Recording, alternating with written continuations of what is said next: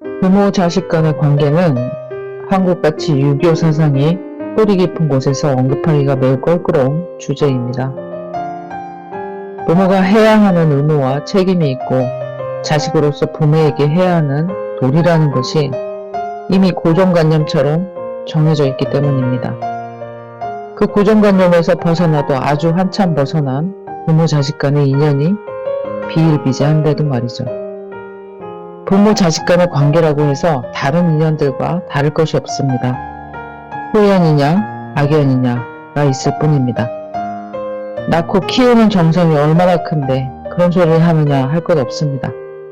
부모니까 해야 하는 것을 했을 뿐입니다.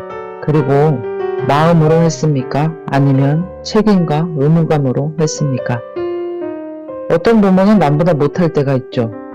어린 생명체를 돌보는 것은 인간이면 사람이면 할 수 있고 하는 것이 당연합니다. 그것을 생색낼 필요가 없습니다. 내 자식 내가 돌봤는데 생색내며 키우고 돌보는 사람이 있던가요? 오히려 그렇게 돌보고 키우지 못했을 때 양심의 가책을 느껴야 하고 남들에게 비난을 받아도 할 말이 없는 것이죠. 부모와 자식이 원수지간으로 만나게 되는 경우도 많습니다. 부모는 자신이 낳은 자식이 자신을 닮아 있을 거라고 생각하지만 그렇지 않습니다.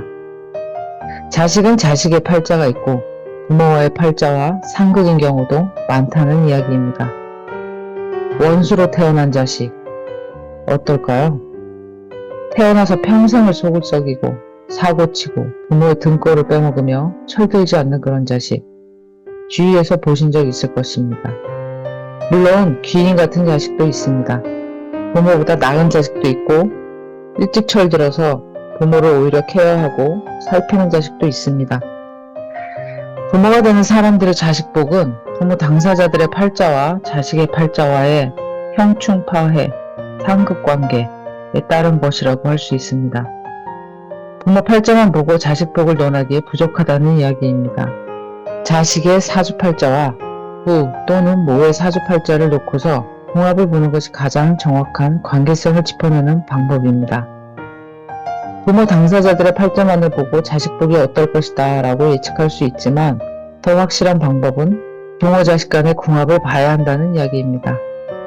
원수 같은 자식일지 귀인 같은 자식일지 아니면 평범한 책임과 의무만을 하고 다정함이나 사랑 같은 것은 없는 그런 관계일지는 다른 인간관계에서 마찬가지로 형충파해, 원진, 합과, 상극, 상생의 관계를 따져봐야 합니다. 특히 원진관계에 있는 자식은 평생을 미워하며 남처럼 살다 갈 수 있습니다. 괜히 싫은 자식이 있고 괜히 정가는 자식이 있는 이유가 여기 있습니다. 10손가락 깨물어도 안 아픈 자식이 있고 어떤 손가락은 가볍게 다쳐도 죽을 것 같이 아픈 자식이 있는 이유가 여기 있는 것입니다. 속썩이고 부모 등골 빼먹으며 양아치같이 굴어도 내 품에 품고 싶은 자식이 있고 공부 잘하고 말 잘 듣고 성실한 자식이라도 괜히 얄밉고 정이 안 드는 자식이 있다는 것에 어떤 생각이 드시나요? 부모 자식 간의 핏줄로 이어진 인연도 다른 인연관계와 다를 바 없는 그저 음양오행의 에너지에 당기고 밀어내는 생극재화에 놓여 있음을 아시면 좋겠습니다. 그러면 너무 큰 원망도 큰 서러움도 없지 않을까요? 여러분의 소소한 응원을 부탁드립니다.